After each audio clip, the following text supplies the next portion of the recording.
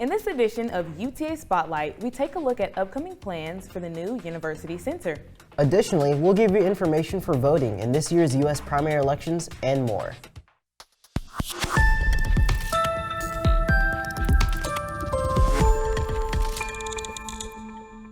Welcome to UTA Spotlight. We bring UTA highlights to you. I'm Cameron Harper. And I'm Sydney Porter. Thank you for joining us. The Student Senate recently passed Renovate Renew, a resolution to renovate the University Student Center. Resolution 2403 aims to renovate and expand the UC through an increase to the UTA Student Union fee. Improvements to the building would include a modernization, student lounge and meeting spaces, a dedicated resource center, study spaces, more dining options, new technology, and more. Since 1985, the student union fee has been $39, but if passed, the fee would increase to $150 per spring and fall semester.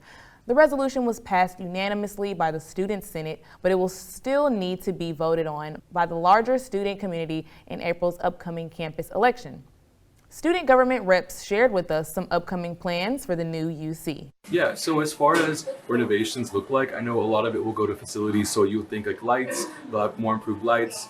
Even talking about the way flyers are posted in the UC, maybe replacing that with TV screens, expanding dining options, so having more space for Connection Cafe, and bringing in more retail. I think that there is an interest for this more than just the faculty.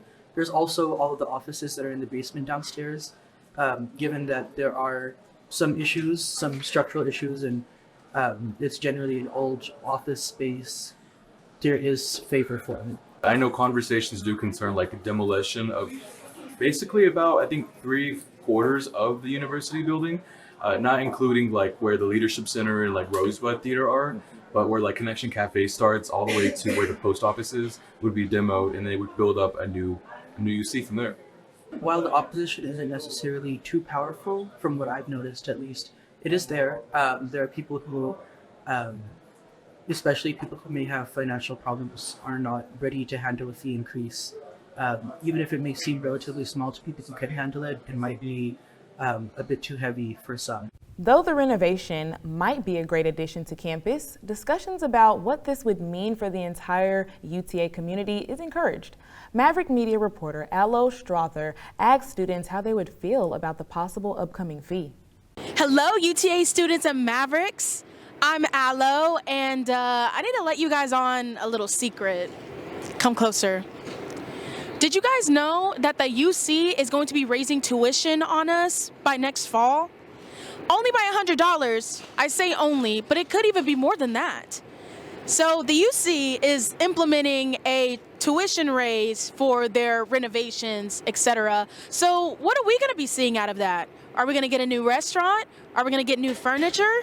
Perhaps like a pool table or a ping pong set? Well, we are around asking students what they feel about the situation and what they could bring to the table or even take away. I feel like we do need a new UC, and it's not going to be for free. So why not just go ahead and renovate it, charge us a little bit more, and we have a better UC. I'm already really broke. I don't want to pay for that. If, they continue on with this, do you think that the UC should at least add something or probably take away something that's not beneficial to students?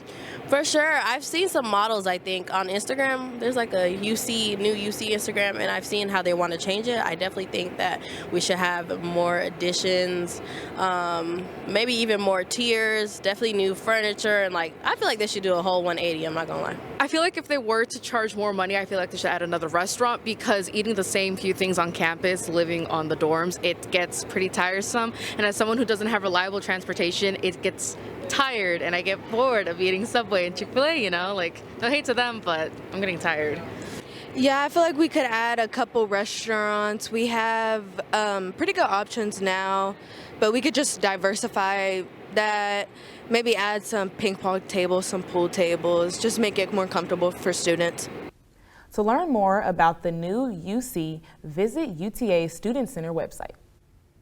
The Fab Lab is becoming a staple for the UTA community. This past Valentine's Day, they hosted a homemade card making workshop. UTA News reporter Emily Robinson has the story. The sights and sounds of the UTA Fab Lab fill the air as another day of crafting is in full swing. Today, students are participating in a Valentine's block printing workshop. Perla Vargas explains how they make their prints. The way that we do it here with CNC Tech is we use a laser cutter and we engrave the negative part of our design and only maintain the positive part raised. We then cut out the wood block in order to create our printing plates. While the Fab Lab does have special events like this regularly, the lab is also open to those wanting to practice their own kind of creativity. You know, we have open work hours where people can come in, and if they have a project idea in mind, we can help them execute that. With areas designated for woodworking, sewing, glasswork, and so much more, the UTA Fab Lab is a crucial creative outlet for students on campus. Aruba Islam, a student participating in the workshop, had this to say. I feel like I don't take a lot of advantage of the opportunities around campus, especially Fab Lab, because part of me is intimidated by the things I am very unskilled at. So when I saw this opportunity, I was like, okay, I definitely need to take advantage of this. Emily Robinson for UTA News. To learn more and see other events coming up at the Fab Lab, visit the University Fab Lab website. On Fat Tuesday, the official day for Mardi Gras, students were invited out to Brazos Park for a Mardi Gras celebration. UTA News reporter Willow Risler was on the scene. Grab some beads and grab some grub. The annual celebration of Mardi Gras came to campus once again this year. Called Mardi Gras Madness, put on by the student org Excel Campus Activities and the University of Texas at Arlington's Department of Student Affairs. Zelali Valles, one of the program directors of Excel, tells us more. Yeah, so outside currently we have Mardi Gras Madness. It is an event that UTA has put on in the past. It is something that our students felt that should be brought back to campus. The last time that we did it was spring of 2022. We didn't have it last year, but our students really felt like it was something that we needed to bring back to campus.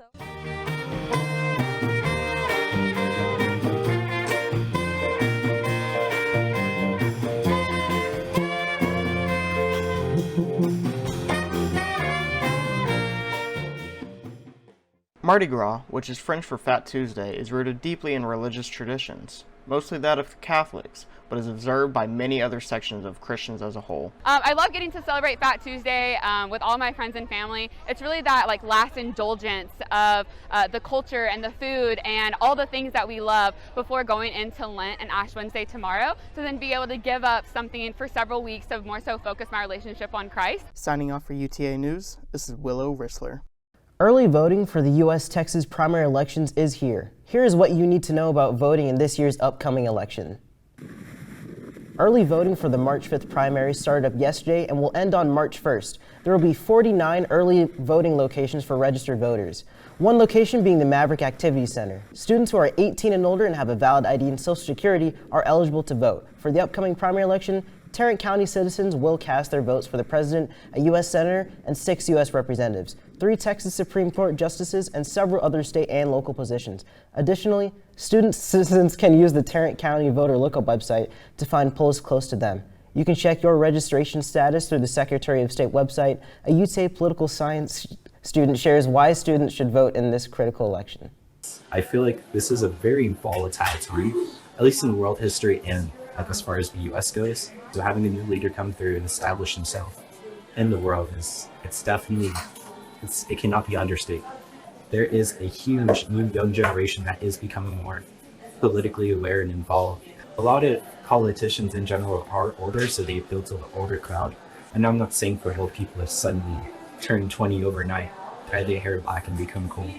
But of course, just getting out of the times instead of just going to rallies, maybe even showing up on campus. To learn more about voting in Texas, visit votingtexas.org. A local nonprofit in Arlington is helping uninsured residents with health care. They allowed me in their facilities to learn more about what they offer. Don't let the expenses of health insurance be the reason you neglect your health. For uninsured and underinsured patients of all ages, Open Arms is here to help. Located in Arlington, Texas, Open Arms has been up and running for 13 years now. The nonprofit clinic is staffed by volunteer professionals and 100% funded by grants and donations. And we have over 3,000, pushing 4,000 active patients. They don't all come in all the time, but we are here as much as they need them. We are open 5 days a week to take care of patients, but not in person. We have patient appointments 2 days a week on Tuesday afternoons and Friday mornings, and we can handle up to 6 providers at one time. And that means a lot of patients can be seen during that time. Where they started out with general medicine, as of today, they have specialists of GYN, orthopedic, dermatologists, podiatrists, physical therapists, emotional counseling, interpreters, admin, and social work interns to help patients out in the community. I started working here about 2 years ago, or rather I should say volunteering here, because everybody that is here pretty much takes the time out of their day to come in and try to provide healthcare for these patients. I firmly believe that being healthy is not for the wealthy and it should be accessible to everybody.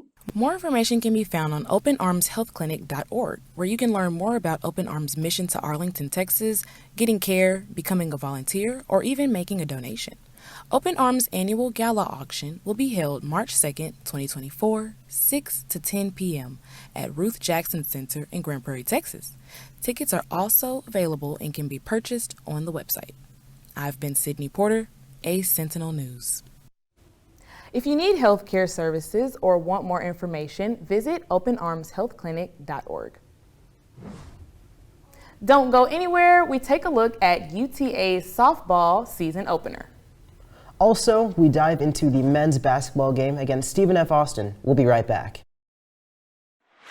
COVID-19 has changed how we stomp the yard and feel the beat.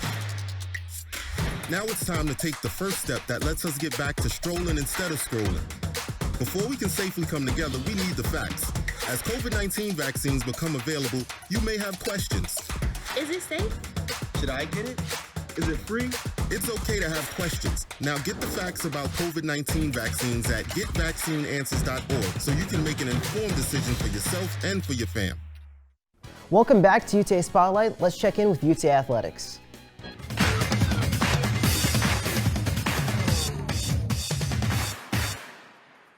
As UTA softball enters preseason, here's a look from their season opening match against the University of Tennessee. The number 2 ranked team in the nation, the Tennessee Vols, faced the UTA softball team on Friday. From the start, UTA was unable to match the energy of their opponents. 2 Tennessee pitchers combined had a 4-hit shutdown, 9 strikeouts in 5 innings, ending in a score of 15-0. UTA head coach Kara Dill praised her team for fighting through this challenging face-off. Have some fight. So I thought our team did a really good job. I think if you ever looked out on the field, you wouldn't know that we were losing. I think they did a good job of continuing to compete and continuing to fight and stick with the plan and stay with each other. So I really was encouraged by that. And just the reps that they're getting against such a quality team is really going to benefit us down the road. To stay up to date with UTA softball, follow their social media at UTA Mavs SB. As men's basketball gains momentum, here's a recap of the thrilling game against SFA. UTA men's basketball came away with a win over Stephen F. Austin in the City of Arlington celebration game by a score of 71-63. It was a day of first as UTA wore blue jerseys at home for the first time this season and played freshman guard Chauncey Gibson for his collegiate debut. Gibson instantly became a major role in the offense with 12 points, which tied veterans such as Dejuan Gordon and Aaron Cash. SFA fought back in the second half, but couldn't finish in overtime as the Mavs outscored the extra time by 10-2. Head coach KT Turner remains proud of the guys for the win despite the sudden changes in the lineup. I'm extremely excited how we started the game out, how we played most of the game. We made some mistakes in the second half. We had a lot of guys step up. Then when overtime came, I'm just really pleased how our guys fought and dug in and played hard and made plays, and they could have folded. They could have easily folded, and they didn't. But I'm pleased with how we played tonight. We do got a lot of things we got to get better at, but overall, I'm pleased. Jet Nelson with the Maverick Report. To follow UTA men's basketball, visit utamavs.com. As name, image, and likeliness grow, UTA Athletics Department held an NIL education event. UTA News reporter Daniel Castana has the event.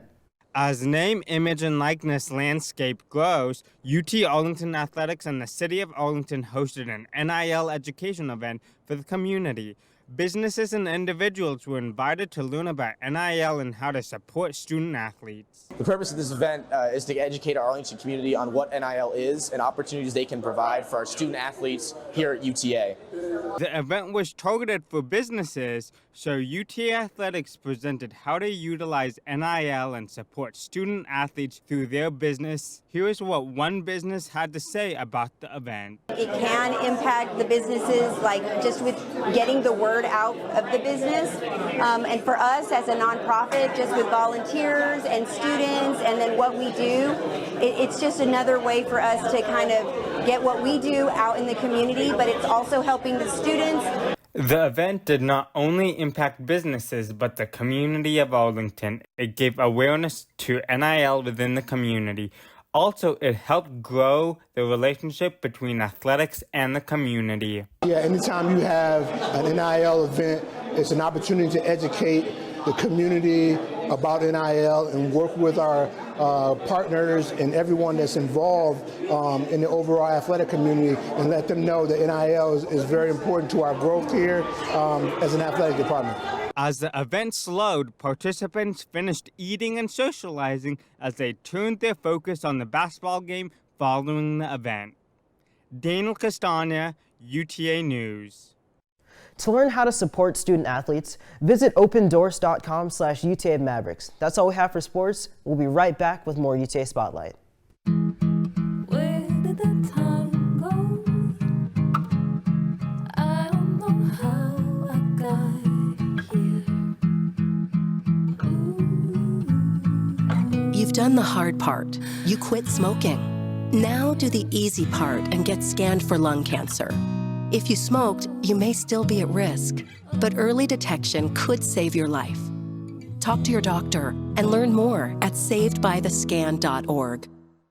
As it nears the end of Black History Month, the month's biggest events are still to come. The Center of African American Studies, the Office of Fraternity and Sorority Life, and Black Student Organizations honors Black history by holding various campus-wide events. The Center of African American Studies has hosted their 12th annual conference in celebration of 50 years of hip-hop. The event was held in the UC Rosebud Theater, and guests included Big Daddy Kane and DJ Ninth Wonder. Local radio station K104 was also in attendance. In celebration of Valentine's Day, UTXL hosted Lover Mavericks Version, a movie night for lovers and friends to watch The Princess and the Frog. UTXL collaborated with the Intercultural Student Engagement Center to highlight the significance and history of the Creole culture in this classic animated movie. They have the opportunity to bring out a friend, a lover, or even an enemy, wherever you like. So they get to get all of the free movie, free food, free giveaway, as well as just being able to have connections and do stuff with someone you really love or you really appreciate. And you get to learn about the Creole culture behind that as well, too. So that's the benefit. Lastly, BSA is hosting its annual Black History Month Gala, highlighting Black experiences throughout campus from 6 to 9:30 p.m. on Friday in the UC Rio Grande Ballroom. For a full schedule of the rest of this month's events, visit the Center of African American Studies website. With temperatures on the rise, Maverick media reporter Karina Laurelis talks to students about their spring fits. Oh my goodness. Oh my goodness. Hey guys, what's up? My name is Karina Laurelis. We're here on UTA campus today and we're interviewing people on their style and seeing who's best dressed on UTA today. Let's go. Can I hold it? Yeah. Yeah. All right. My sweater is probably from Classic Marshalls on sale. My pants are Levi's and my shoes are Converse's. Forever 21. Yeah. And this I think I got off Shein. I want to ask you what the inspiration behind your outfit is today. I actually designed my own clothes and this was just something I put on. I like the whole like girly pink vibes. I like to mix and match and just like play with everything. I feel like you're interviewing me right now. Yeah, it's really funny. I just love the design. It's not like, it's something that is unique and makes me unique as well. I agree. And I try to keep myself more like a old money style. My other dress is like big and green and puffy and it's in my duffel bag because it's just too big to wear to classes. If you could describe your style in 3 words, what would it be? Decent, gentle, and at the same time cool. Okay, a cool gentleman. Girly pink and just unpredictable. Comfortable, basic, brown. What do you usually look for when you're picking your outfits and your style? How would you describe that? Actually, I don't like the bright colors, so I go with pastel shades. Bold. I also like playing with blacks and like dark colors. Probably Pinterest, to be honest. I do a lot of Pinterest, Instagram. Instagram, just because it's so easy to just scroll past. I get also from YouTube videos. Well, guys, there you have it. We saw a lot of great style, unique outfits today that look super good, especially for Valentine's Day. Who do you think was best dressed? New for UTA Spotlight, we're highlighting various student organizations across campus. This week, we'll take a look at student government.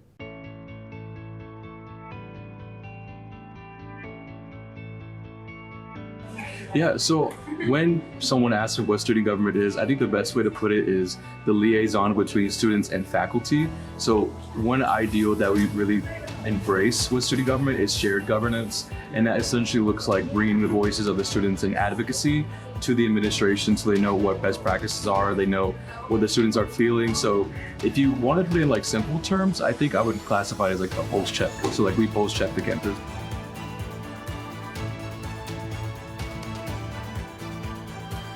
So student government is modeled after the federal government. So we ended up having 3 branches of government. In the legislative branch, you have student senators where it depends on the size of the college because they proportion it to the student senate that way. But you have like science senators, liberal arts senators, and like business senators as well. And you have the Speaker of the Senate that has that branch. And then as for the executive branch, that's more outreach based. So you'll see the External Relations Committee and the Legislative Relations Committee that kind of make up the executive branch and help with outreach there. And then finally, you have the judicial branch, which is comprised of the Election Supervisory Board and the Supreme Court, headed by our Chief Justice.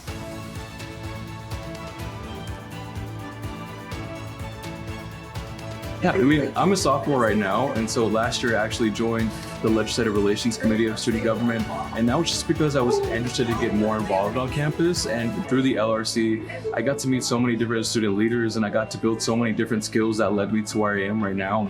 I really do feel like without student government, I wouldn't have developed so much professional skills that I'm able to use not only in my role right now, but even just down the line when I do pursue my career, and I'm also interviewing for whatever else. That's all we have for today for this edition of UTA Spotlight. To stay up to date with us, please follow us on Facebook, Instagram, and X at MavMediaUTA. And don't forget to subscribe to our YouTube channel so you never miss a highlight again. We'll leave you with a clip from our newest show, The Maverick Report, which will be premiering this week along with our music entertainment program, The Music Box. I'm Sydney Porter. And I'm Cameron Harper. Thank you so much for joining us. See you next time.